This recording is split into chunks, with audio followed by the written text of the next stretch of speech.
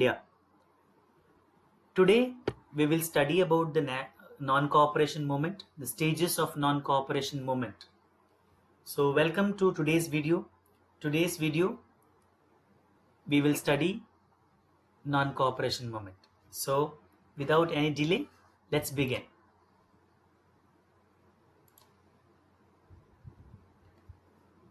This is just an introduction. You can see in the pictures Mahatma Gandhi with his huge followers traveling all around India looking for support. Non-cooperation movement, which actually took place from 1920 to 1922.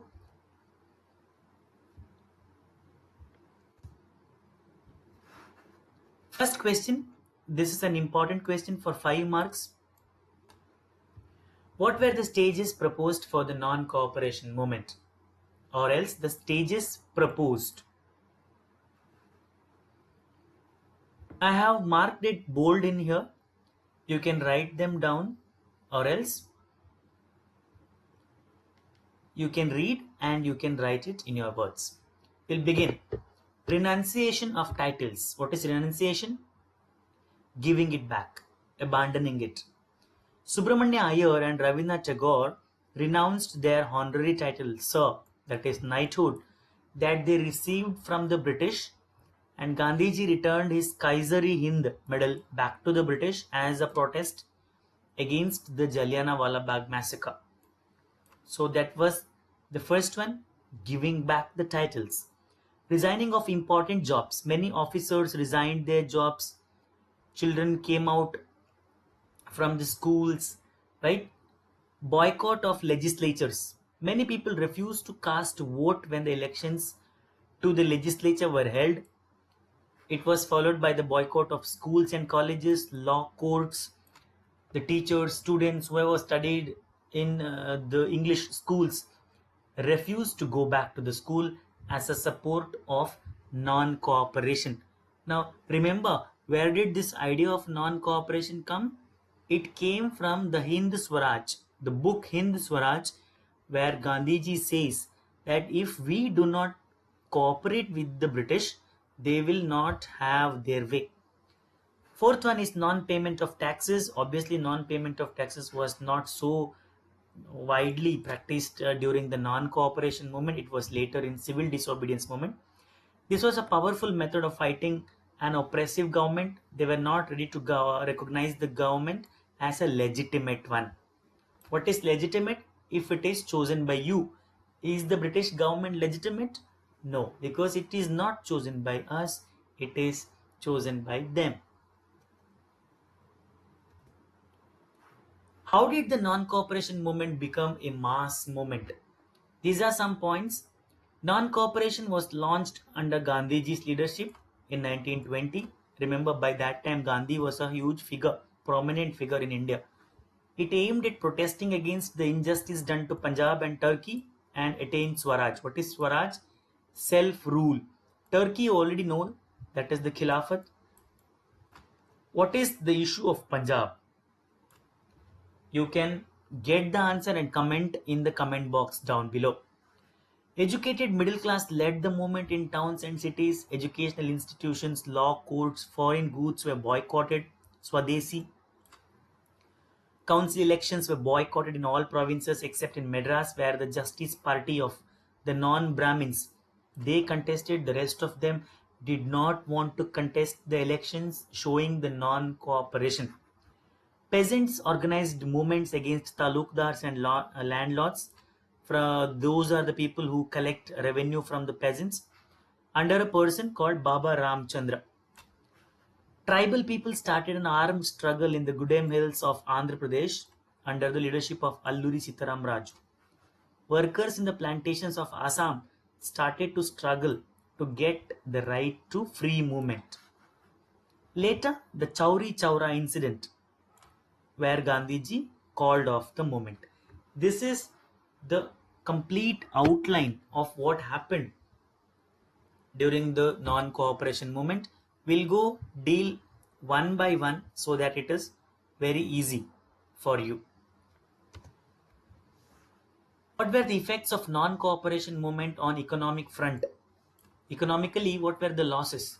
The effects of non-cooperation on the economic front were more dramatic.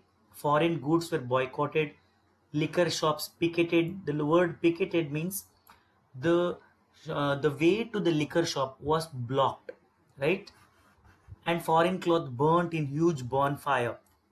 They refused to sell or own the foreign goods, and foreign cloths were burnt. Now look at this number. The import of foreign cloth became half between 1921 and 22. Its value was from 102, that's 102 crore, to 57. Nearly it became half because we refused to sell, neither sell nor to trade. As the boycott movement spread, the people began discarding imported clothes and wear only Indian ones. Production of Indian textile mills and handlooms got a boost during that time. Remember, Gandhiji himself was not wearing the foreign clothes, he was wearing the Swadeshi clothes which he himself stitched using the charka. Now let's begin with the first one, non-cooperation movement, or else for your I'll put it as NCM, non-cooperation movement in towns and cities. How was it in towns and cities? Now in towns and cities, obviously you will know, right? It will have some educated people. Now when there are educated people, obviously they will be enlightened and they will question. So the educated middle class led the movement in towns and cities. The educational institutions, law courts, the council elections were boycotted. Foreign clothes and other goods were burnt. People started to use khadi clothes suggested by Gandhiji. Khadi. Government servants resigned to their jobs. Liquor shops were picketed. Students came out from school. Teachers resigned to their jobs. So this was to show the non-cooperation to the British government. This was what happened in the towns. Now, but it did not go very well. It slowed down in town. Why it slowed down? Because khadi cloths were very costly, whereas the machine made cloths from England were cheap. The poor people couldn't afford it. Indians boycotted British institutions like law courts and educational institutions. Students came out from school, teachers came out from school, but we did not have alternative institutions, right? All we had was Shanti Niketan. Consequently, teachers and children started going back to schools, and lawyers started going back to their courts because they have to find their livelihood. If probably we would have had any alternative source, this would have been really successful. We'll go to the second one, the NCM in tribal area, not tribal area, sorry, it is in village or the countryside. In the countryside, it was a peasant movement in Awadh province, which was organized by a person called Baba Ramchandra. Against the landlords and talukdars, remember these two names? What was their demand?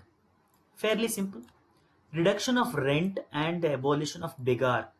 You need to know these two things. What is rent? Rent is something that you give on a piece of land, and begar is working for some jamindar, talukdar, or landlord without being paid. It's like free work. So abolition of begar and reduction of rent were the demands of the peasant. It was led by a person called Baba Ramchandra. In many places, what did they do? They did nai dhobi bans. Why? Because the landlords used nai, obviously the saloon, barber, dhobi, washerman. So they wanted to deprive the services to the landlords so that they can understand the problems of the peasants. In June 1920, Jawaharlal Nehru started to go around the villages in Awadh. He saw the problems here. He came here and he started an organization called the Awadh Kisan Sabha. He, and with the help of Baba Ramchandra and others, started Awadh Kisan Sabha to fight for the movement. Right? Within a month, over 300 branches had been set up in the villages around the region. Now, this is Baba Ramchandra. You can see on your screen. He led the peasants' movement in Awadh against talukdars and landlords. He demanded the reduction of rent, abolition of bega, and boycott of landlords. This is important. In October 1920, he formed Awadh Kisan Sabha with the help of Nehruji. Third one happened in the Gudem Hills. That was the tribal movement. In the Gudem Hills of Andhra Pradesh, tribals started a movement under the leadership of a person called Alluri Sitaram Raju. Tribals wanted to get back their traditional rights over forest. What is the issue? Issue is the tribals are believed to be the natural owner of the forest. But the British government tried to fence the forest, whereas making these forest people not to go inside the forest. But they wanted to get back their traditional rights, so they fought against the British with the help of a person called Alluri Sitaram Raju. The methods followed by the tribals and the peasants were against the Gandhian method of non-violence. However, it was not a non-violent fight, it was a violent fight. They used guns, arms to fight against the British. This person, obviously you're seeing, is called Alluri Sitaram Raju. He led a movement of the tribal people in the Gudem Hills of Andhra Pradesh. Many people consider him as an incarnation of God. He's like a superhero. They believed that he had many special powers. He supported Gandhiji and asked his followers to wear khadi and stop drinking, but he organized an armed struggle against the British. What did he do? He was very famous in guerrilla warfare. Remember Shivaji? What is guerrilla warfare? If you are living in a places like mountains, right, the tribals will know the areas. So चुप चुप के war करना, इसको हम guerrilla warfare बोलते हैं. Shivaji was one of the probably one person who knew everything. And Alluri Sitaram Raju used the forest to his own advantage. Now you might be wondering, you might have heard about the name Alluri Sitaram Raju somewhere, right? It is right. Now Rajamouli, yes, Rajamouli is making a movie on Alluri Sitaram Raju and Komaram Bhim called RRR. So you can look where Ramcharan is playing the role of Alluri Sitaram Raju. Probably July 30 is what the picture will be available if Corona is not creating any problems. Now the fourth one is the movement in the plantations. Remember, till now we studied the movement, the non-cooperation movement in towns, the non-cooperation movement in the countryside, the non-cooperation movement in tribal area, that is the Guden, and the non-cooperation movement in the plantations. Only four we are going to study. What is the issue of plantation? Plantation is in Assam, right? Tea plantation. Workers in the plantation of Assam demanded the right to move freely in and out of the estate. But there is something called Inland Immigration Act of 1859 which took away the right. That means when they went there for work, they cannot come out. They are like stuck there forever. They have been refused the right to move freely in and out of the estate. But when they heard about the non-cooperation movement, they moved to their villages. They thought Gandhi Raj was coming. They thought Gandhiji will come and liberate them and they would be given the land in their villages. Some of them tried running, but they were all caught and brought back, right? Now, why did he withdraw? Now, these are the four stages of the non-cooperation movement. But in 1922, obviously Gandhiji was not happy with certain things. So he withdrew the non-cooperation movement. He called it back. What did he do, or what was the thing that happened? Now Gandhiji withdrew the non-cooperation movement because the movement became violent in some places. Remember, Gandhiji was a non-violent person. So obviously in February 1922, in place called Chauri Chaura in UP, people turned violent and set fire to a police station. 22 policemen were killed in this incident. Gandhiji was against the violence, so he tried to calm the people down, but it was going haywire, so he withdrew. Now it occurred at Chauri Chaura in Gorakhpur district of the United Province, like modern Uttar Pradesh. On 5th February 1922, when a large group of protesters participating in the non-cooperation movement clashed with the police when they opened fire. In retaliation, the demonstrators attacked and set fire to a police station, killing all of its occupants. This incident led to the death of 3 civilians and 23 to 22 policemen. Now, Gandhiji was strictly against violence, halted the non-cooperation movement of the national level on 12th February 1922. The movement, because he halted, got slowed down in the urban areas. Gandhiji thought it was necessary to train the people in non-violent satyagraha. Now it is not easy to adopt the principles of non-violence, right? Obviously, we will go for violence. Now, significance of the non-cooperation movement. Why non-cooperation movement is very significant? It is significant because never before an movement was such a large scale. So it was a large scale mass movement. It attracted common people from all social groups. Non-cooperation movement and Khilafat, remember, went together. So they promoted Hindu-Muslim unity. Hindus helped the Muslims to fight for the Khilafat. Muslims helped Hindus to fight in the non-cooperation. So it promoted Hindu-Muslim unity. Peasants in Awadh, tribals in Gudem Hills became the part of the Indian national movement. It was a non-violent movement, so it popularized the Gandhian idea of non-violent satyagraha. That is why the non-cooperation movement is very, very important. Now, I told you a word called Swaraj. What is Swaraj? Self-rule. Now, what is Swaraj to these people? Swaraj means self-rule or dominion status for the Congress people. What is Swaraj to other people? Swaraj to the congressmen is dominion status. That means independent state. Now, for example, it is the type of government granted by the British in other self-governing colonies of Australia and Canada. To peasants in Awadh, Swaraj means reduction in tax and abolition of begar, or probably forced labor and social boycott of oppressive landlords.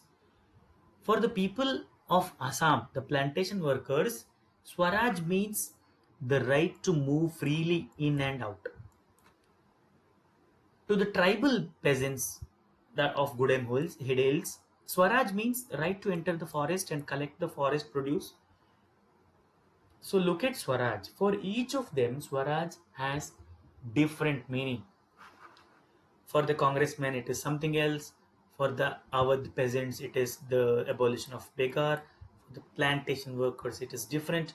For the Gudem Hills tribal people, it is different. Now, this is where the non-cooperation movement became very slow, and suddenly the congressmen started to set up something which could help the movement to go on. So they started a party called Swaraj Party. Swaraj Party or Congress Khilafat Swarajya Party was set up by Motilal Nehru and Chittaranjan Das in 1923. Remember, this will come for 1 mark. They were tired of mass struggles and wanted to participate in elections to the provincial council that had been set up by the Government of India Act 1919. Now, you might be wondering about this Government of India Act 1919, Government of India Act 1935. Now, there are so many acts, you can read about them. All you should remember is not everybody believed in Gandhi's idea of mass struggle. They wanted to come to the election, participate in the election, get elected in the provincial council, then oppose the policy of the government. To do that, they have to have a party of their own. So they formed Swaraj Party. They felt that it was important to oppose the British policies within the council, argue for reform, and also demonstrate that these councils were not truly democratic. Why aren't they democratic? Because they contained the British men, not Indians. If you have our own people, won't they help? But if you have the British men, can you think about they helping the Indians? No. They also wanted to keep the anti-British spirit of the people alive. since non-cooperation movement was already suspended. Now that is all for today, guys. Today we studied about the stages of non-cooperation movement and the places where the non-cooperation movement happened. Now, as always, it's a line said by Mahatma Gandhi: "The future depends on what we do in the present." So, if you want to get good marks in social science or else in class 10, you should do hard work now. So, thank you for watching the second part of the nationalism in India. Tomorrow I'll come up with the third part, that is the civil disobedience movement, or else in the name of the Dandi March. That might be more familiar to you. So thank you for watching. As always, please comment down below. We will discuss those questions, and thank you for watching.